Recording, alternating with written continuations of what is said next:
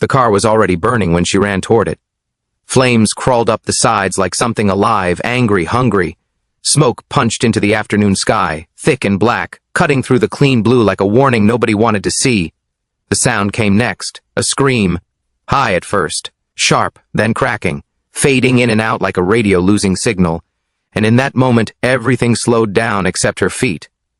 Midday sunlight bounced off the school parking lot, bright and cruel, lighting every frozen face in the crowd. Parents stood still, hands over mouths, bags slipping from shoulders. Teachers shouted words that didn't land anywhere. Someone yelled for water. Someone else yelled to call 911. Phones came out, lifted into the air, red recording lights blinking like they mattered more than breath. But she didn't hesitate. Not even a second. A small black girl in a faded hoodie pushed through the crowd and broke into a run, sneakers slapping hard against hot pavement, as she sprinted straight toward the fire. Someone screamed, "Stop! Stop!" Another voice cracked, "You'll die!" The words chased her, bounced off her back, but none of them reached her ears. All she could hear was that scream from inside the car, a child, younger than her, trapped, alone. The sound wasn't just fear. It was trust. The kind of sound that believes someone will come. Heat punched her in the face as she reached the car. It wasn't like standing near a campfire. It was violent. It sucked the air out of her lungs and filled it with smoke instead. Her eyes burned instantly. Her throat closed. She grabbed the door handle with shaking hands and pulled. Nothing. The metal was hot, too hot, and she yanked her hand back with a sharp breath. The scream inside the car dipped low, turned into sobbing gasps that scraped at her chest. She tried again, this time with both hands. The door still wouldn't move. Smoke rolled out of the cracked window, thick enough to hide the child's face, but she could hear them, coughing, crying, calling for someone they couldn't see. That sound did something to her. It cut past fear, past rules, past every warning she'd ever been given about staying in line, about waiting her turn, about letting adults handle things. She looked around once, just once. The crowd was still there, frozen, watching, waiting. She bent down, grabbed a brick from the edge of the parking lot, and slammed it into the window with everything she had. The glass exploded outward in a loud, sharp burst, raining down in glittering shards. People gasped. Someone screamed her name, but she didn't hear that either. She reached inside, ignoring the heat, ignoring the sting of glass biting into her sleeves, and felt small arms wrap around her neck. She pulled, hard, dragged the child out through the broken window. They tumbled together onto the asphalt, rolling until they were far enough away that the flames no longer licked at their backs. Behind them, the car roared louder, fire swallowing it whole like it had been waiting for permission. For a second, nobody moved. Silence fell heavy and thick, pressing down on the parking lot so hard it felt like it might crack the ground. The scream was gone, replaced by coughing. Sirens wailed somewhere far away, then closer. But right there, in that space, there was nothing but the sound of two kids breathing. One shaking, one steadying herself. She sat up slowly, soot smeared across her face, hair pulled back but loose strands sticking to sweat and smoke. She wrapped her arms around the trembling child and held them tight, rocking slightly without thinking about it. The child buried their face into her hoodie, clutching her like she might disappear if they let go. That's when the world rushed back in. Teachers ran forward, voices loud again, too loud. A parent dropped to their knees and grabbed the child, crying, laughing, saying thank you over and over like the words might run out. Firefighters pulled up fast, boots hitting pavement, hoses uncoiling. Someone clapped. Then another. The applause was uneven, awkward, like nobody knew if it was allowed. The principal stood a few steps back, watching. His face was stiff, eyes narrowed not with shock but calculation. He cleared his throat and stepped closer. "What's your name?" he asked, voice careful, official. She didn't answer. Not because she was being rude, not because she was scared. She was just tired. Her chest hurt. Her arms shook now that the adrenaline was slipping away. She kept holding the child until a firefighter gently pried her hands loose and guided them away. That's when the whispers started. At first, they were quiet, confused, curious, then sharper. "That's her? The scholarship kid? The one they're always disciplining?" The words slid through the air like knives. Heads tilted. Eyes narrowed. The looks changed. The gratitude drained out of the room, replaced by something colder. Something uncomfortable. People weren't sure how to feel anymore, and that uncertainty showed on their faces.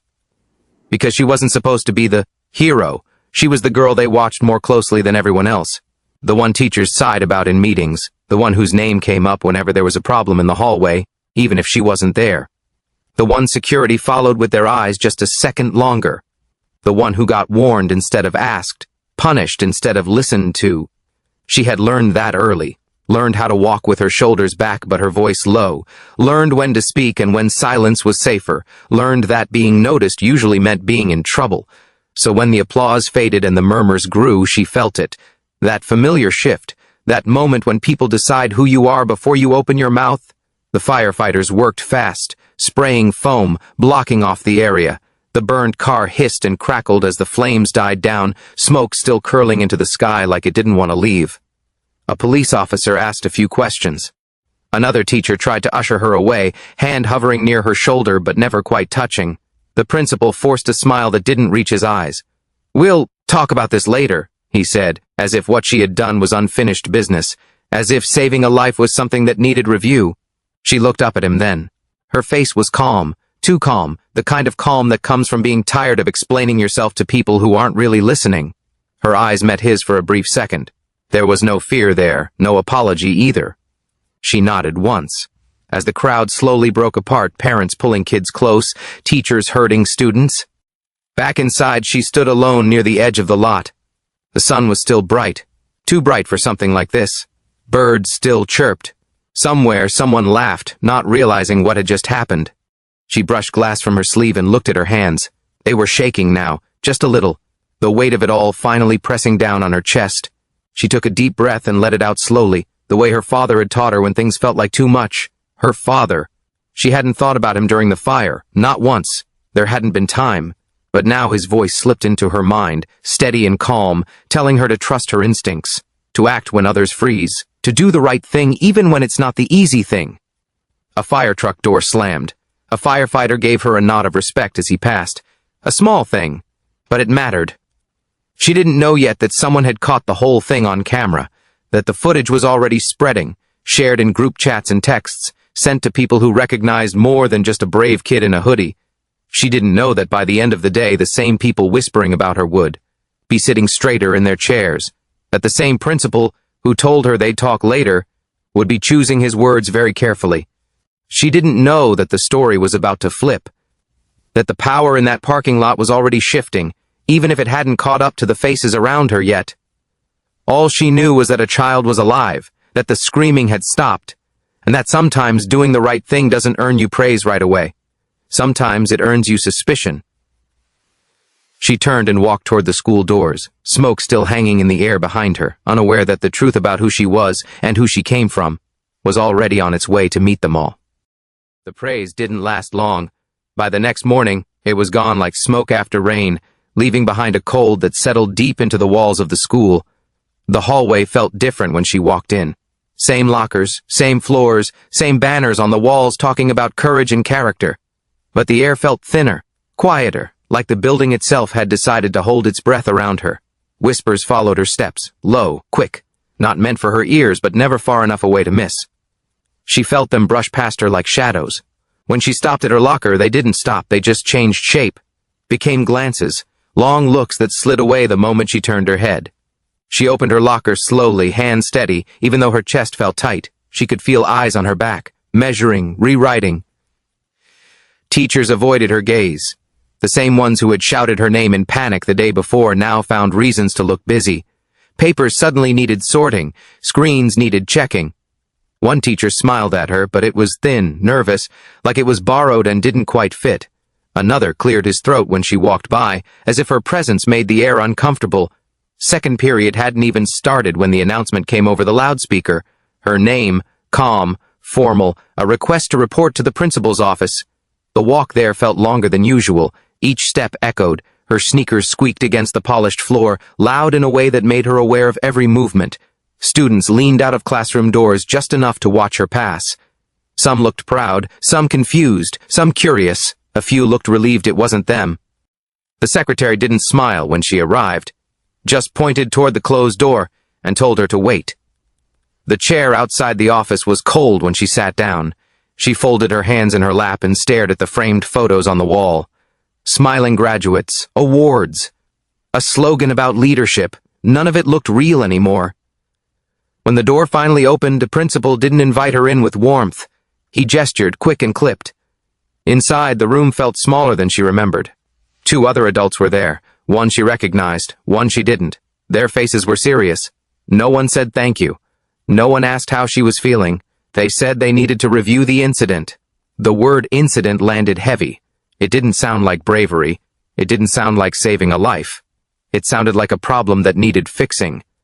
They asked why she ran instead of waiting, why she didn't look for an adult first, why she broke property, why she didn't follow protocol. Their voices were calm, measured, the kind of calm that makes you feel like you're already guilty. She sat quietly, hands folded, back straight. She listened as they spoke, one after the other, passing the story between them like it belonged to them now, like she was just a detail that needed adjusting. "The situation could have been handled better," the principal said, fingers steepled on the desk. "You endangered yourself," the woman beside him added, shaking her head slightly, like disappointment was a habit. "And the school," the other man finished, his tone sharp, like that was the part that mattered most. No one mentioned the child, no one mentioned the screaming, no one mentioned the fire. The parents of the child weren't there, the firefighters weren't there either, the ones who had called her brave, the ones who had nodded at her with respect. Their voices were missing from the room. She opened her mouth once, then closed it again. What could she say that they hadn't already decided to hear? That she didn't think about rules when someone was crying for help, that fear didn't wait for permission, that some moments don't give you time to raise your hand. But she knew better. She had learned early that explaining yourself to people who had already made up their minds was like talking into a locked door. So she stayed quiet. The decision came quickly after that, too quickly. Detention, for reckless behavior, for failure to follow procedure. The words were written neatly on a form and slid across the desk toward her like they were doing her a favor. She nodded once, took the paper, stood up. As she turned to leave, the principal added, "This doesn't erase what you did yesterday, but rules still matter." She didn't turn back. Her fingers tightened around the paper as she walked out. The hallway felt louder on the way back, not with sound but with attention. People stared openly now, some with anger, some with confusion, some with disbelief. A boy she didn't know shook his head as she passed. A girl pressed her lips together like she wanted to say something but didn't know how. In class, the teacher watched her more closely than ever. Every movement, every shift in her seat. When she raised her hand to answer a question, the teacher hesitated before calling on someone else. When she didn't raise her hand, the teacher glanced at her anyway, like silence was suspicious too. At lunch, she sat at her usual table. Her food tasted like nothing. The room buzzed with noise, but her space felt sealed off. A girl from another table leaned over and whispered, "If that was anyone else, they'd get an award." The girl's voice wasn't angry. It was sad. Confused. She said nothing, just nodded slightly and looked back down at her tray. Words felt heavy, like if she picked them up they might break something. After the last bell rang, she didn't rush out. She walked slowly, letting the halls empty. When she stepped outside, the sun was still bright, stretching long shadows across the front steps, the same steps where she'd sat 100 times before, waiting, thinking, watching people pass without seeing her. She sat down and let her backpack drop beside her. For the first time since the fire, her hands started to shake. Not much, just enough to notice. The quiet gave her space to feel everything she'd pushed away. The heat, the fear, the looks, the way the story had slipped out of her hands and into theirs. She pulled out her phone. One missed call, from her father. Her thumb hovered over the screen. She hesitated, not because she didn't want to talk to him, because she didn't want to hear disappointment, or worry, or anger on her behalf that she didn't have the energy to hold. She pressed call. He answered on the second ring. "Are you okay?" His voice was calm, controlled, the same voice that never rushed even when things were bad. "I'm fine," she said. The words came out flat, then softer. "But they're punishing me." There was a pause, not long, just enough to feel. She imagined him on the other end, listening, seeing the whole picture even without her saying much.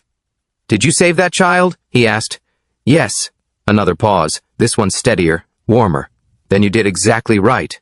She swallowed hard. Her eyes burned. Not with tears, with relief. "I didn't think," she said quietly. "You shouldn't have," he replied. "Some moments don't wait for thinking."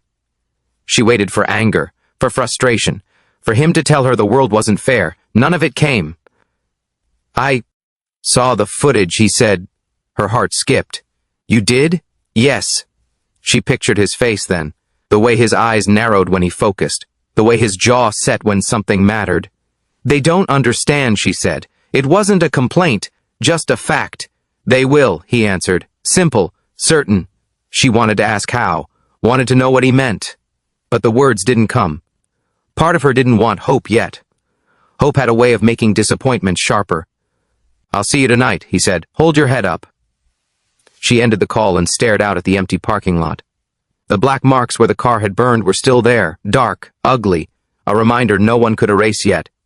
What the school didn't know was that her father had already done more than watch. He had already made a call, not in anger, not in threat, but with facts, with names, with the kind of calm authority that doesn't need to raise its voice.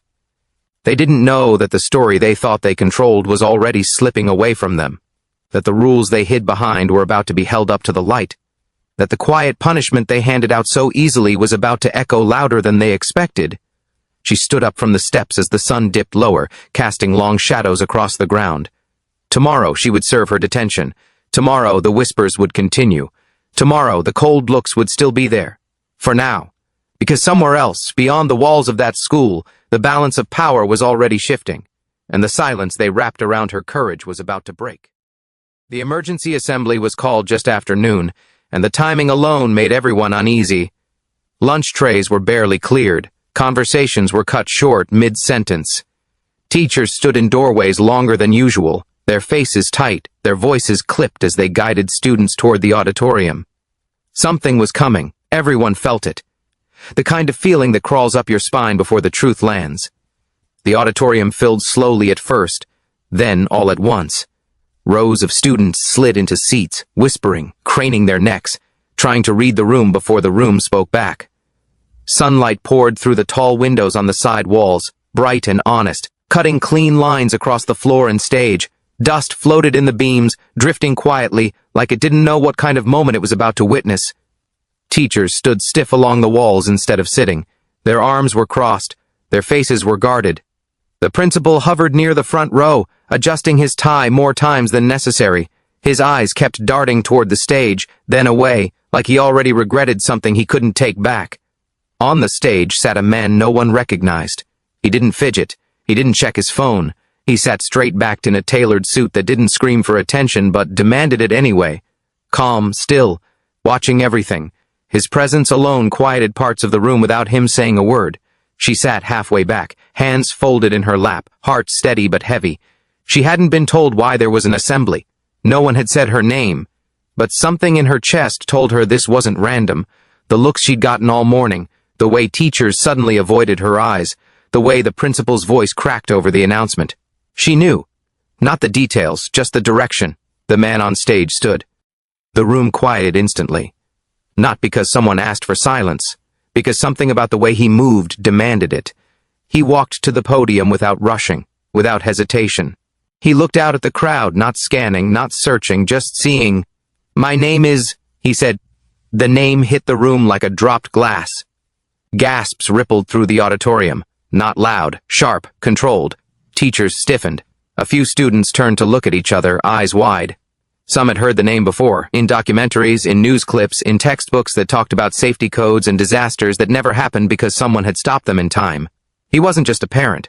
He was a nationally respected fire safety engineer, a consultant cities called when lives were on the line, a man whose protocols were written into law in places hundreds of miles away, a man whose research had changed how buildings were made, how fires were fought, how people survived. And then, the truth landed fully. He was her father. The air shifted. You could feel it. Like the room itself took a step back to reassess what it thought it knew. Heads slowly turned. Toward her. Toward the girl in the faded hoodie who now sat very still. Eyes forward, face unreadable. The man at the podium didn't smile. He didn't raise his voice. He didn't accuse. He didn't need to. He pressed a button. The screen behind him flickered to life. The footage started raw, shaky, unedited, a phone video filmed by someone whose hands had been trembling, a school parking lot under bright daylight, smoke rising fast, a car already burning, screams breaking through the chaos. The sound filled the auditorium. Students leaned forward, teachers swallowed hard. On screen, adults stood back, some yelling, some frozen, phones held high, and then, from the edge of the frame, a small figure ran in. No pause, no look back. Just movement. Her movement. A girl sprinting toward fire while everyone else stayed put. A few students sucked in sharp breaths as the footage showed her yanking the door. Failing, trying again, breaking the window, pulling the child free, rolling away as flames swallowed the car whole. The video ended without applause, without music, without editing to make it heroic, just truth. The man let the silence sit. He didn't rush to fill it. He let the weight of what they'd just seen settle into every seat, every chest, every conscience. Then he pulled out a piece of paper and began to read. It was the school's disciplinary notice. Every word echoed louder than it had any right to. Reckless behavior, failure to follow procedure, endangerment. The language sounded small now, weak, almost embarrassed to be heard in the same room as the footage. He finished reading and looked up. His eyes went first to the principal. "You punished courage," he said, his voice steady, "because it made you uncomfortable." The words weren't loud. They didn't need to be. They landed clean, direct. There was no place for them to bounce away. Then he turned toward the teachers lining the walls. "You questioned instinct," he continued, "because it came from a child you'd already judged." A few teachers looked down. Others stared straight ahead, faces tight, jaws clenched. No one spoke. Silence swallowed the room. Thick, heavy, the kind of silence that presses on your ears until you can hear your own heartbeat. He shifted his gaze to the students. "Heroism doesn't wear a uniform," he said. "It doesn't ask permission. And it doesn't look the way we expect it to." He paused. "Let that sink in. Sometimes," he added, "it looks like a child who refuses to look away." Then he did something no one expected. He turned slightly and called her name. Not loud, not dramatic, just her name. Every head turned. She stood slowly. The floor felt solid under her feet. She walked toward the stage with steady steps, even though her heart was beating harder now. Not from fear, from something else, something warmer, something heavier. As she climbed the steps, the room watched, not with suspicion this time, with recognition. Her father stepped aside and placed a hand on her shoulder. It was simple, gentle, and that was when the room stood. Not all at once, not perfectly, but it happened. Chairs scraped back, students rose, then teachers, then staff. A wave of movement that started small and became impossible to stop. They didn't stand for the man in the suit. They stood for her. For the girl who ran toward fire when no one else did. For the child who trusted her heart more than rules written on paper. For the student they had misunderstood, underestimated, and quietly punished for being brave in the wrong body. She looked out over the crowd, eyes shining but steady.